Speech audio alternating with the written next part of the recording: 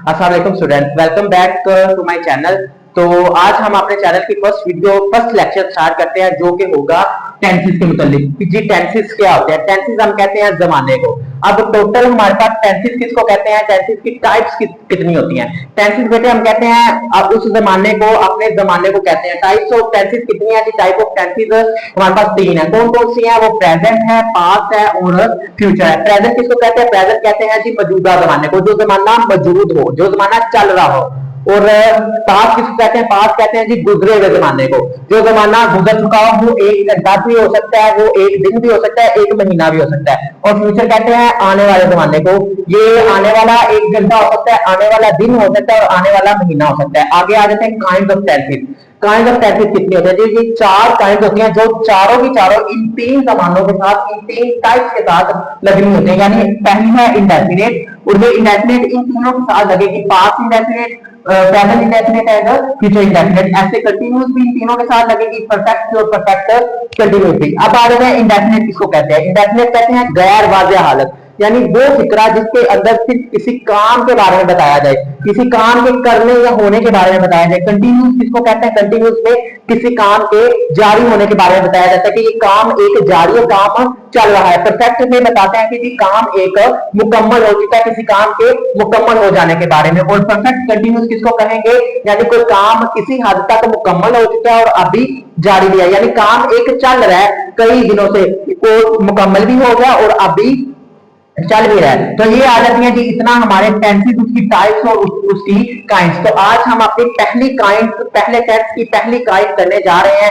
पहले टेंस की वो कौन सी है जी, प्रेजेंट इंडेफिनिट। प्रेजेंट इंडेफिनिट किसको कहते हैं, प्रेजेंट इंडेफिनिट कहते हैं जी फेल हाल मुतलिक, यानी वो जमाना जो मौजूद हो और उसमें सिर्फ किसी काम के करने या होने के बारे में बताया जाए। यानी मौजूदा जमाने में किसी गैर वाज़ेह हालत, यानी सिर्फ किसी काम के बारे में हालत वाज़ेह ना की गई हो कि वो काम जारी है या काम मुकम्मल हो चुका है, ये वाज़ेह नहीं हो, सिर्फ काम के बारे में बताया गया हो, उसे हम क्या कहेंगे, प्रेजेंट इंडेफिनिट। तो अगर इसकी पहचान की तरफ आए, इसके जुमले की पहचान, तो इसके फिक्रे के आखिर पे ता है, ही है, ते है, ता हो वगैरह आएगा। तो इसमें क्या होता है कि जी इसमें फिक्रे के आखिर में, यानी वर्ब के आखिर में हमारे पास एस और ईएस आता है। एक वर्ब है उसके आखिर में, यानी जो फॉर्म ऑफ वर्ब होती है उसके आखिर में हमारे पास एस और ईएस आता है। अब आ जाते हैं हम इसके फॉर्मूले की तरफ। तो इसका फॉर्मूला क्या है, इसका फॉर्मूला हमारे पास है सबसे पहले सब्जेक्ट, सब्जेक्ट के बाद फर्स्ट फॉर्म ऑफ वर्ब, उसके बाद एस और ईएस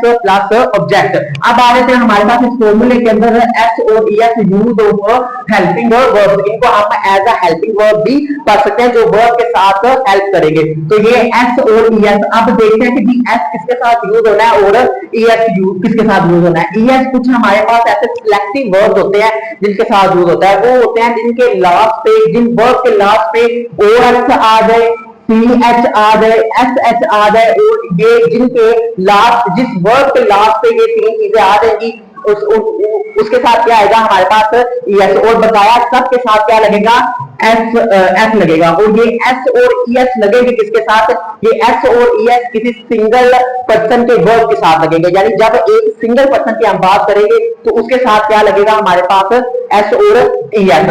इसका फॉर्मूला क्या आएगा, सबसे पहले हमारे पास सब्जेक्ट, सब्जेक्ट कहते हैं जी काम करने वाले को, जो काम कर रहा हो। उसके बाद हमारी फर्स्ट फॉर्म ऑफ वर्ब, उसके बाद ये सात चार दो हेल्पिंग वर्ब्स हैं, उसके साथ ऑब्जेक्ट आ जाएगा। तो जी इसकी चंद मिसालें हैं दो, ये मैं सेब खाता हूं, तो इसका क्या आएगा, आई ईट एप्पल, आई ईट एप्पल, क्योंकि आई यहाँ पे हमारे पास आएगा प्लूरल यूज होता है, तो इसके साथ हम एच और ईएस नहीं लगाएंगे। आगे आ जाता है वो सुबह सवेरे उठता है, वो सुबह सवेरे उठता है, तो वो क्या है हमारे पास एक सिंगल पर्सन है, तो ये लिखेंगे ही wakes up early in the morning. तो ये क्या आएगा हमारे पास, एक सिंगल पर्सन है, तो इसके साथ हमने क्या लगा दिया, एस लगा दिया। अब आगे आ जाते हैं हम इसके नेगेटिव की तरफ, इसका मनफी फिक्रा बनाने के लिए। नेगेटिव कहते हैं कि मनफी जुमला, ऐसा जुमला जिस जुमले में नहीं का इस्तेमाल हो, जिस जुमले के दरमियान में नहीं आ जाए। इसमें क्या करते हैं हम, इसमें जो हमारे पास वर्ब होता है, जो हमारे पास फॉर्म ऑफ वर्ब होता है, उसके आखिर में, जैसे हमने इंडेफिनिट में वर्ब के आखिर में हमने क्या लगाया था, एस और ईएस, इसमें हमने क्या करना है, वर्ब के आखिर से एस और ईएस को हमने हटा देना है। लेकिन हमने वर्ब से पहले दो हेल्पिंग वर्ब यूज करने हैं, वो कौन से होने हैं, डज और डू। डज और डू के साथ हमने क्या करना है, नोट लगा के हमारे पास वो लगा देने से हमारा जो फिक्रा होगा वो बन जाएगा। यानी नेगेटिव फिक्रे में वो हमारी पहचान ये है कि जिस जुमले के अंदर नहीं का इस्तेमाल हो, उसमें हम क्या करेंगे कि जो हमारे पास प्रेजेंट इंडेफिनिट के फॉर्मूले के अंदर प्रेजेंट के वर्ब के साथ हमने एस और यस लगाना था, उसकी जगह पे वर्ब से पहले हमने क्या लगा देना है, डू और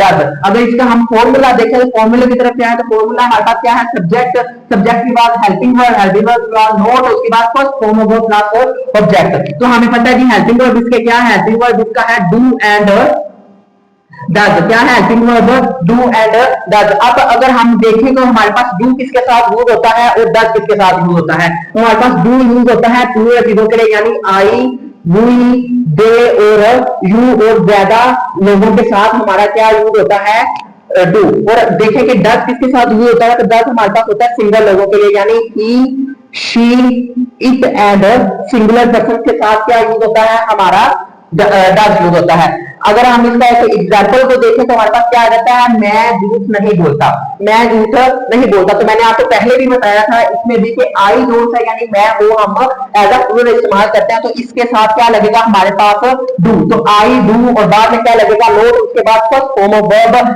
आई do not tell a lie. अब आ रहे जी इसके इंटेरोगेटिव की तरफ। तो इंटेरोगेटिव बेटे कहते हैं जी सवालिया फिक्रे को, जिसके अंदर कोई सवाल किया जाए। इस फिक्रे के शुरू में हमारे पास और आखिर में, इस फिक्रे के शुरू में हम जो हमारे पास हेल्पिंग वर्ब होते हैं डू और डज, इसको हम डू और डज को हम फिक्रे के स्टार्ट पे लगाते हैं, डू और डज को, और फिक्रे के आखिर में हम सवालिया अलामत जो कि हमारे पास एज अ क्वेश्चन मार्क हम बोलते हैं वो लगाएंगे, और इसको लगा देने से हमारा सवालिया फिक्रा बन जाता है। यानी क्या होता है कि सिर्फ जो हमारे पास एज अ हेल्पिंग वर्ब जो हमने नेगेटिव में यूज किए थे, एज अ हेल्पिंग वर्ब जो वर्ब से पहले यूज किए थे, वो हमारे पास सब्जेक्ट से पहले आ जाएंगे, उसके बाद हमारा सब्जेक्ट, उसके बाद फॉर्म ऑफ वर्ब, उसके बाद ऑब्जेक्ट। अगर हम इसकी एक मिसाल को देखें तो इसकी मिसाल एक क्या है हमारे पास, क्या वो रोजाना स्कूल जाता है, तो ये है इसकी एक मिसाल। तो अगर देखें तो इसका हम क्या करेंगे कि वो मैंने आपको बोला कि ये एज अ सिंगल यूज होता है, तो इसके साथ हम क्या यूज करेंगे,